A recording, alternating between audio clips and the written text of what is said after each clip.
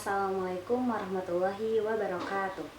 Perkenalkan, nama saya Firda Salsabila Renvawasono, dan dalam kesempatan kali ini saya akan mengajak teman-teman semua untuk mengetahui sedikit tentang apa itu Mahkamah Konstitusi, apa itu Komisi Yudisial, dan apa itu Komisi Pemberantasan Korupsi. Sejak pembentukannya sampai saat ini, Mahkamah Konstitusi telah melahirkan banyak keputusan atas permohonan pengujian undang-undang terhadap Undang-Undang Dasar.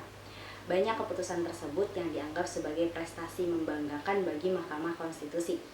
Mahkamah Konstitusi sendiri dinilai sebagai lembaga yang berani maju selangkah karena mampu menghadirkan keadilan substantif tanpa terbelenggu dengan ketetapan undang-undang. Mahkamah Konstitusi Republik Indonesia adalah lembaga tinggi negara yang sederajat dan sama tinggi kedudukannya dengan Mahkamah Agung, sebagaimana ditetapkan dalam ketentuan Undang-Undang Dasar Negara Republik Indonesia tahun 1945 pasca perubahan keempat tahun 2002. Apabila Mahkamah Agung memiliki tugas untuk mengadili ketidakadilan dan untuk mewujudkan sebuah keadilan, maka Mahkamah Konstitusi memiliki tugas untuk mengadili sistem hukum dan sistem keadilan itu sendiri. Sejarah berdirinya lembaga Mahkamah Konstitusi diawali dengan diadopsinya ide Mahkamah Konstitusi dalam amandemen konstitusi yang dilakukan oleh MPR pada tahun 2001, sebagaimana dirumuskan dalam ketentuan pasal 24 ayat 2, pasal 24C dan pasal 7B Undang-Undang Dasar 1945 hasil perubahan ketiga yang disahkan pada 9 November 2001.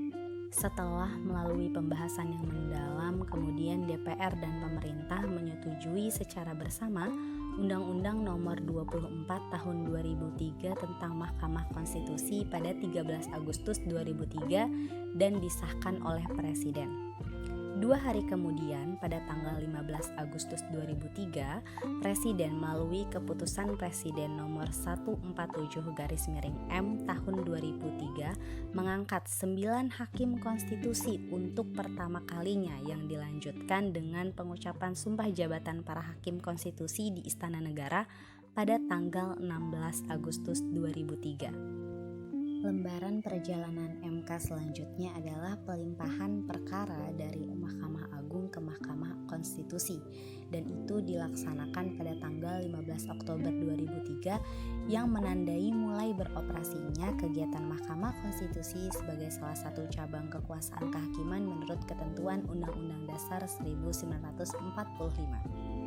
Nah, sekarang kita akan beralih kepada materi kewenangan Mahkamah Konstitusi, yang mana kewenangan Mahkamah Konstitusi itu sendiri telah diatur dalam pasal 24C ayat 1 dan 2 Undang-Undang Dasar 1945. Apabila diurutkan, maka terdapat 5 kewenangan Mahkamah Konstitusi. Pertama, wewenang Mahkamah Konstitusi menguji undang-undang terhadap undang-undang dasar. Pasti sebagian besar di antara kita sering mendengar istilah judicial review. Nah, menurut Jimli Asidki, judicial review sendiri merupakan upaya pengujian oleh lembaga yudisial terhadap produk hukum yang ditetapkan oleh cabang kekuasaan legislatif, eksekutif maupun yudikatif. Pemberian wewenang tersebut merupakan penerapan prinsip check and balances berdasarkan sistem pemisahan kekuasaan negara yang dipercaya dapat lebih menjamin perwujudan kekuasaan demokrasi dan cita negara hukum sesuai dengan prinsip check and balances yang menjadi salah satu pokok pemikiran dalam Undang-Undang 1945 pasca amandemen.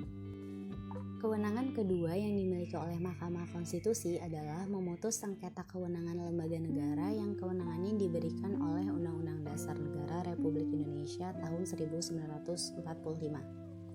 Dalam menjalankan fungsinya, lembaga negara kerap kali melakukan kerjasama atau hubungan dengan lembaga-lembaga negara lainnya. Nah, apabila salah satu lembaga tersebut tidak melakukan fungsi sebagaimana mestinya atau melakukan tugas sebagaimana mestinya, tidak menutup kemungkinan akan terjadinya sebuah konflik. Maka disinilah peran Mahkamah Konstitusi hadir. Dalam persidangan sendiri, Mahkamah Konstitusi dapat mengeluarkan penetapan yang memerintahkan pemohon dan atau termohon untuk menghentikan sementara pelaksanaan kewenangannya yang dipersengketakan sampai ada putusan Mahkamah Konstitusi. Kewenangan ketiga yang dimiliki oleh Mahkamah Konstitusi adalah memutus pembubaran partai politik. Nah, peran Mahkamah Konstitusi di sini adalah sebagai pengawal demokrasi dan sengketa perlindungan HAM yang sangat-sangat diperlukan. Karena jangan sampai suatu partai politik dibubarkan dengan alasan yang tidak konstitusional, apalagi hanya menuruti kemauan penguasa semata. Dalam hal prosedur pengajuan permohonan pembubaran partai politik dalam Undang-Undang Mahkamah Konstitusi telah disebutkan bahwa pihak yang berhak mengajukan permohonan pembubaran politik adalah pemerintah. Yang keempat adalah wewenang Mahkamah Konstitusi memutus perselisihan tentang hasil pemilihan umum. Undang-Undang Mahkamah Konstitusi telah membatasi siapa saja yang berhak menjadi pemohon dalam perselisihan hasil pemilu dalam pasal 74 ayat 1 Undang-Undang Mahkamah Konstitusi. Yang dapat menjadi pemohon dalam sengketa hasil pemilihan umum ada 3. Pertama, perorangan warga negara Indonesia yang menjadi calon anggota Dewan Perwakilan Rakyat. Kedua, pasangan calon presiden dan wakil presiden. Dan ketiga, partai politik peserta pemilu. Permohonan ini diajukan paling lambat 3 kali 24 jam terhitung sejak KPU mengumumkan penetapan hasil pemilu secara nasional. Kewenangan terakhir yang dimiliki oleh Mahkamah Konstitusi adalah penuntutan pertanggungjawaban presiden atau wakil presiden. Mahkamah Konstitusi dalam hal ini hanya memiliki kewenangan untuk memutuskan apakah pendapat DPR yang berisi tuduhan bahwa presiden dan atau wakil presiden tersebut telah melanggar hukum terbukti benar secara konstitusional atau tidak. Jika terbukti, maka Mahkamah Konstitusi akan menyatakan bahwa pendapat DPR tersebut adalah benar dan terbukti. Sehingga atas dasar itu DPR dapat melanjutkan langkahnya untuk mengajukan usul pemberhentian atas presiden dan atau wakil presiden tersebut kepada Majelis Permusyawaratan Rakyat. Selanjutnya kita akan membahas tentang susunan keanggotaan Mahkamah Konstitusi. Organisasi Mahkamah Konstitusi Republik Indonesia terdiri atas 4 komponen. Komponen pertama adalah para hakim konstitusi, yang mana menurut Undang-Undang Dasar tahun 1945 pasal 24C ayat 3 junto pasal 18A Perpu nomor 1 tahun 2013 tentang perubahan kedua atas Undang-Undang nomor 24 tahun 2003 tentang Mahkamah Konstitusi, bahwa hakim konstitusi diajukan masing-masing 3 dari Mahkamah Agung, 3 dari DPR, dan 3 dari Presiden, yang mana sebelum ditetapkan dengan keputusan Presiden harus terlebih dahulu melalui uji kelayakan dan kepatutan yang dilaksanakan oleh panel ahli. Komponen kedua adalah Sekretariat Jenderal. Sekretariat Jenderal Mahkamah Konstitusi yang menurut ketentuan Undang-Undang Nomor 24 Tahun 2003 dipisahkan dari organisasi kepanitraan. Pasal 7 Undang-Undang ini menyatakan bahwa untuk kelancaran pelaksanaan tugas dan wewenangnya, Mahkamah Konstitusi dibantu oleh sebuah Sekretariat Jenderal dan kepanitraan. Penjelasan pasal ini menegaskan bahwa Sekretariat Jenderal menjalankan tugas teknis administratif. Selanjutnya, komponen yang ketiga yaitu kepanitraan. Kepanitraan menjalankan tugas teknis administrasi justisial. Jadi berbeda antara Sekretaris Jenderal dengan kepanitraan, yaitu administrasi yang tadi diurusnya.